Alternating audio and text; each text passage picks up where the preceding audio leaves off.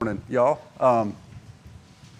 It's funny. I was talking to Jacob. I was last week, or week before, and we were just comparing our daily lives, and it's like it almost seems like sometimes God will take all the other things in your life, and it'll make them very difficult. And I wonder if He does that to push us toward worship. So when we gather with the saints to worship Him, it just means that much more. It's like one thing we can really look forward to, not because it's something we necessarily want to do, but it's because it's something that we know our souls need to do. And so it really pushes us in that direction. Because if everything's just groovy, hitting on all cylinders all the time, you don't recognize the need as much as you do when things kind of get sideways. So I don't know, just an observation. So John 11, we spent 3 weeks in John 10, probably going to spend about that long in John 11. I don't know, we'll see how it goes. Now before we get started, I want to be honest with y'all about something. Of all the chapters in John's Gospel, John 11 scares me the most. And for those who may not know, John 11 is the story of Jesus raising Lazarus from the dead. Now you might be thinking, but Mike, that should be easy preaching. Why are you scared? And I would say I'm scared because it is easy preaching. And one of the things I'm learning, especially as I get older, is that really nothing God does and nothing God asks me to do is easy. It might sound easy, like husbands, love your wife the way Christ loved the church. That's Ephesians 5, right? Verse 25 says that husbands are to love their wives as Christ loved the church, which might not sound easy, but doesn't sound all that hard either. I know it doesn't take much for me to love Lori, because Lori's easy to love. She's a faithful friend and a willing accomplice, right? She's a great mom. So for this husband to love his wife, that's easy, until I keep reading in Ephesians 5. Turns out I'm not supposed to just love my wife. I'm supposed to love my wife the way that Christ loved the church. Okay, so how did Christ love the church? He gave Himself up for her. So let's set that to the side for a minute. I'm going to come back to it. Why did Christ give Himself up for her? Well, all I got to do is keep reading. So that's a good thing about Scripture. You just keep reading. And it kind of answers its own questions. Verse 26 of Ephesians 5 says that Christ gave Himself up for her so that He might sanctify her, having cleansed her by the washing of water with the Word, so that He might present the church to Himself in splendor. Now let's run through those real quick. First of all, Jesus wants to sanctify her. What does that mean? Well, to sanctify means to set apart. Jesus' love for the church sets the church apart. It sets the church apart for God's special purpose. Husbands, your love for your wife should set her apart. Your love for her should honor her as someone unique and special. She is not like other people. Not to you. She's sanctified. Next, having cleansed her by the washing of water with the Word. So the image Paul wants us to see is Jesus cleansing His people with Holy Scripture. That's the Word. And with baptism, that's the washing of water. Husbands, we have a responsibility to help lead our wives towards spiritual wholeness. We're supposed to pray for them and pray with them. And I know the with them can be a lot harder than the for them, right? Many nights, Lori and I crawl into bed fully intending to pray together, but before that can happen, I fall asleep. Because she's usually reading a book and I'm waiting for her to get to a stopping point, and before she does that, I'm out.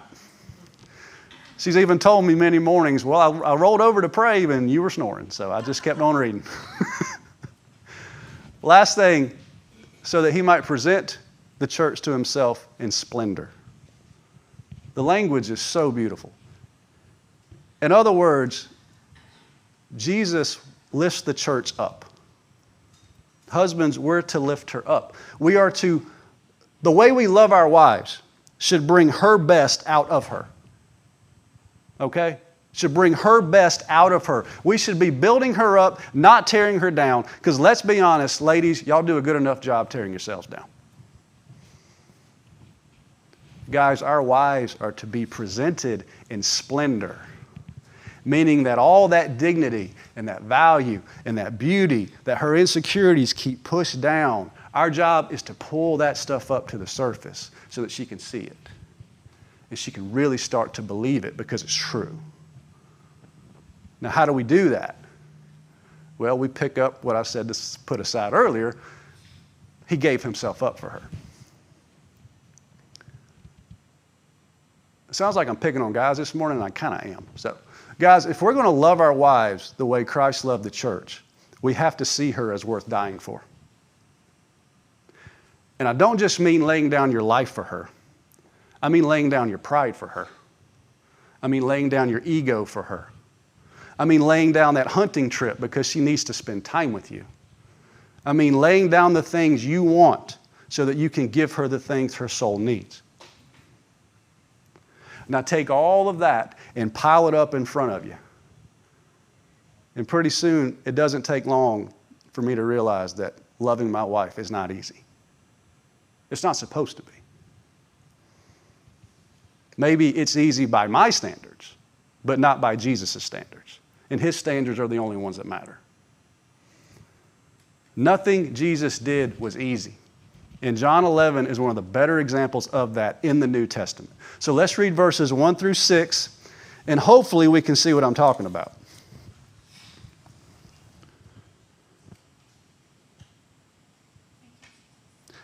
Now a certain man was ill, Lazarus of Bethany, the village of Mary and her sister Martha. It was Mary who anointed the Lord with ointment and wiped his feet with her hair, whose brother Lazarus was ill. So the sisters sent to him, saying, Lord, he whom you love is ill. But when Jesus heard it, he said, This illness does not lead to death. It is for the glory of God, so that the Son of God may be glorified through it. Now Jesus loved Martha and her sister Mary. Jesus loved Martha and her sister Mary and Lazarus. So when he heard that Lazarus was ill, he stayed 2 days longer in the place where he was. So Jesus loved this family so much that when he heard his buddy was super sick, he didn't do anything. Even though his sisters were so worried that they sent somebody to find Jesus and tell him how sick their brother was. Verse 3 says the sisters sent to him. So this person who told Jesus about Lazarus didn't just happen to bump into him in the grocery store and say, hey, did you hear about Lazarus? No, they sent to Jesus. They said, go find Jesus and tell him about our brother. Tell him how sick he is. Tell him we're worried he's not going to make it and that we need him here now. And Jesus doesn't do anything. And you never want to question Jesus' motives, right? But that just seems so cold and so unloving. I mean, in Mark 5, when Jairus' daughter gets sick, he begs Jesus to come and heal her. And Jesus can't get there fast enough.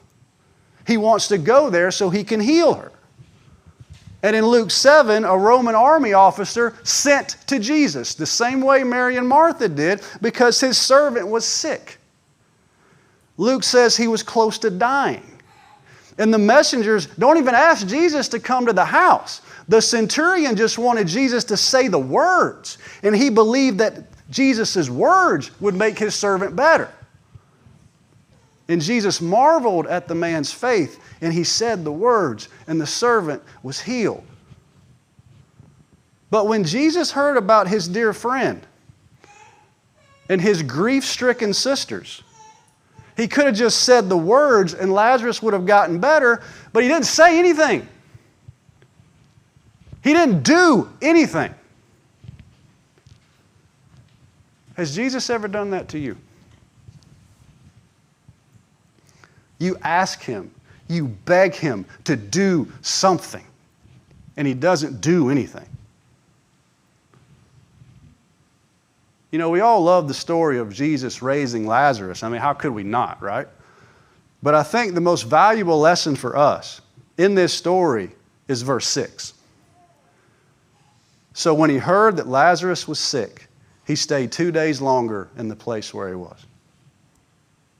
Y'all, everybody loves the happy ending, okay? Lazarus hopping out of the tomb, still wrapped in his grave clothes. His sisters overwhelmed with joy because they get their brother back. That's easy.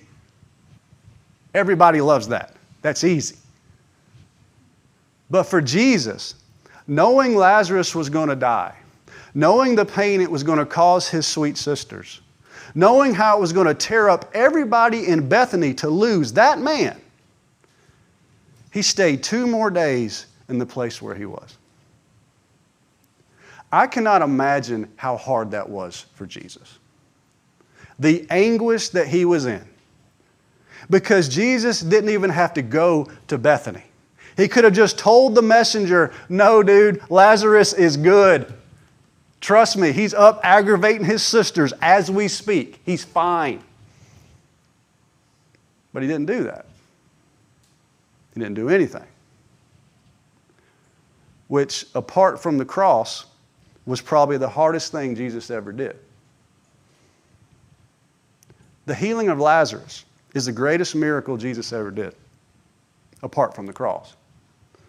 It was the 7th and final and greatest sign that John recorded apart from the resurrection.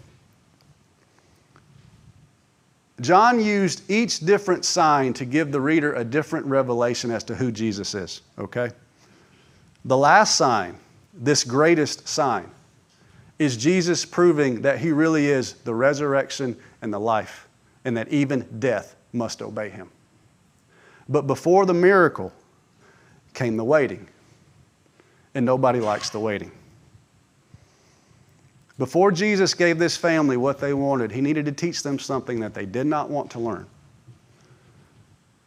And our friend John thought that this was so important, he put it in here. It's a very hard truth to accept. And that hard truth is that God does not act according to the urgency of human emotion. I'm going to say that again. God does not act according to the urgency of human emotion. He acts in His timing, according to His purposes, to accomplish His will. Now, I don't think we're expected to really understand that, but I do think we're expected to accept that. God not acting as fast as we'd like Him to, or in the way that we want Him to, does not mean that He is ignoring us. It doesn't mean that He's avoiding us or that He doesn't care about us.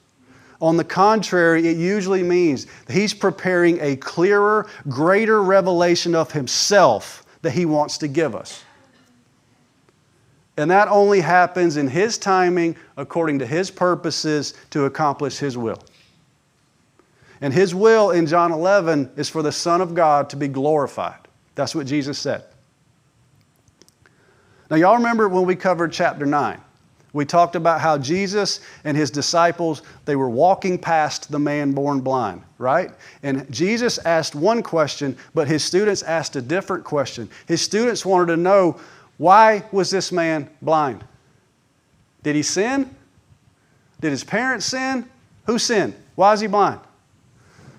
But Jesus asked, what does my Father want to do with this? How will the Son of Man be glorified through this man born blind? And we all know what happened. When Jesus was told about his friend being sick and his sisters being worried, I think, and this is just me, okay? I want to be clear about that. This doesn't say this in the text. This is just me. But I think, based on what I know about Jesus, it took everything in Him not to run to Bethany right there. He was lacing up his shoes. I mean, He was ready to go. He wanted to go so bad. Inside His huge heart, Jesus hurt for His friends. He wanted to make Lazarus better. But it's those opportunities again. Those opportunities to do the Father's work while it's still daytime. Jesus mentions all that again in chapter 11. But Jesus tells us in verse 4 that He knew what this was. This was one of those last opportunities He would have to do His Father's work. And this one was going to be huge. He said, this illness does not lead to death. It is for the glory of God, so that the Son of God may be glorified through it. And when Jesus says that this illness will not lead to death, He's not denying death, okay? Let's not be silly. He's not pretending that what's about to happen isn't going to happen. Jesus is redefining what death is. He goes over all of this with Martha later in the chapter. Now that Jesus is here, death does not mean what it used to mean. He tells Martha, now that He's here, whoever believes in Him, though they die, they will live. And everyone who lives and believes in Him will never die. In other words, death no longer has the last word. It is not final for the believer anymore because He's here. The resurrection and the life is here. Do you believe this? That's the question Jesus asked Martha. That's the question John is asking all of us. Do you believe? Do you believe? Not do you understand, okay? Because we're not going to understand everything. We're not going to be able to reconcile everything the Bible teaches with what we know about people and with what we know about the world.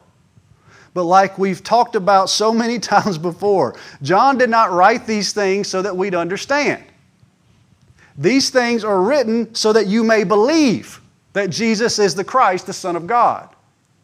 And that by believing, not understanding, by believing you may have life in His name. Now, understanding is a wonderful thing. I'm all for it. But it follows belief. It does not go in front of it. It follows belief. Because without believing, we can't be saved. Without new life, we're condemned to old death.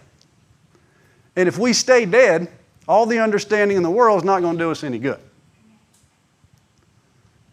And we should never feel bad for not understanding either, okay? The disciples literally lived with Jesus, and they didn't understand a lot of things.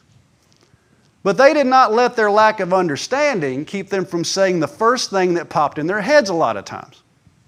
Look at verse 7. It says, and after this, He said to the disciples, let us go to Judea again. The disciples said to Him, Rabbi, the Jews were just now seeking to stone you, and are you going there again? Now, we can't be too hard on them for that, can we? I mean, really. They love Jesus. They're just trying to protect Him. That's all. Which at this point might seem kind of silly, but their hearts are in the right place, you know? I think Jesus feels that way too. So in verse 11, He says, look guys, our friend Lazarus has fallen asleep. So I'm going to go wake him up. And then in verse 12, they do it again. They say, Rabbi, hang on. If he's asleep, he'll get better. And just to make sure the reader understands how clueless the disciples are about what's going on, John tells us specifically, he stops the narrative and tells us specifically in verse 13 that Jesus was talking about Lazarus being dead, but his disciples thought he meant that he was asleep. Then in 14, John says that Jesus told them plainly because He had to, because they're knuckleheads. And I love that because now I don't feel so bad.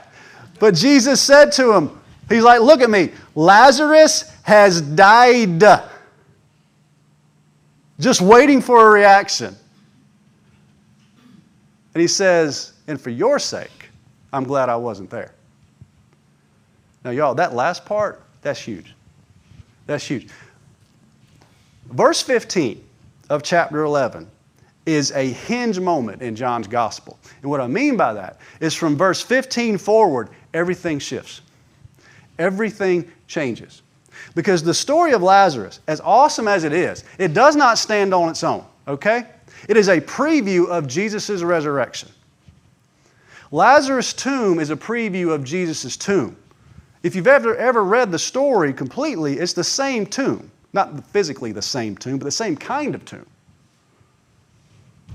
The sisters crying and grieving are a preview of the women at Jesus' cross, crying and grieving.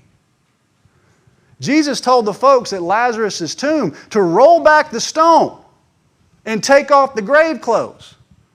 Because that's exactly what was going to happen on Easter morning. The stone was going to roll away. The grave clothes were coming off. So when Jesus told His disciples that for their sake He's glad He wasn't there, that's exactly what He meant. Jesus always sees big picture. Remember, it's not just the thing in front of Him, it's all the other things around it. The disciples needed to see what was coming, the resurrection of Lazarus, so they could be prepared for what was coming, the resurrection of Jesus. So that what Jesus told them at the end of verse 15 would come true. And what He said was that you would believe. That they would believe. When Jesus said, let us go to Him, He was also saying the road to the cross begins now. Everything gets harder from this point forward. And it is not enough that they believe Jesus can heal the sick and cast out demons. They need to believe that Jesus can raise the dead. So Jesus let death run its course on His best friend so He could show His disciples, the ones who will carry on His work when He's gone, right? So He could show them that He is the resurrection and the life. And because He is, even death has to obey Him. That got me a lot more excited than it seems to be getting y'all. He is the resurrection and the life. And even death has to obey Him. Think about it. If Jesus doesn't have authority over death, He cannot be the resurrection. They need to see that. It's one thing to hear it. It's a whole other thing to see it. So when Jesus was resurrected on that glorious Sunday morning, they could be like, you know, that makes sense. He told us and He showed us He's the resurrection and the life. Yeah, that makes sense.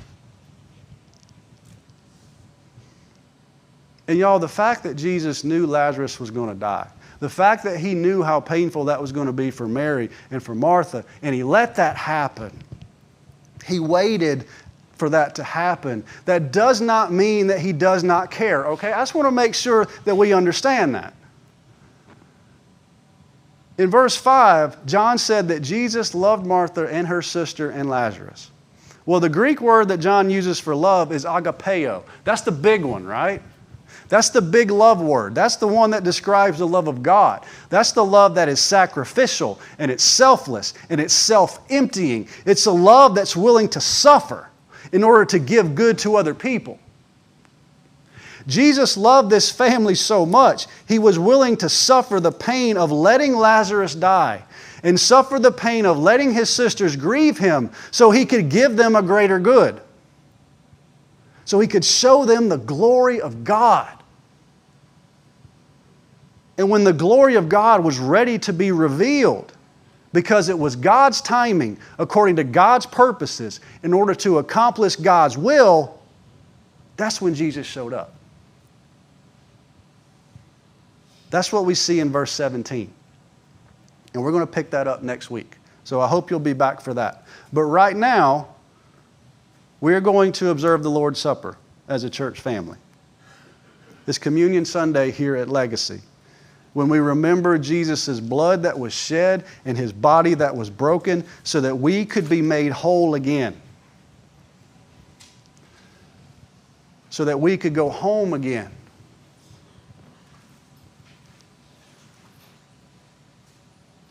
So think about your life. Think about your witness. And let the Holy Spirit, who is our helper, right?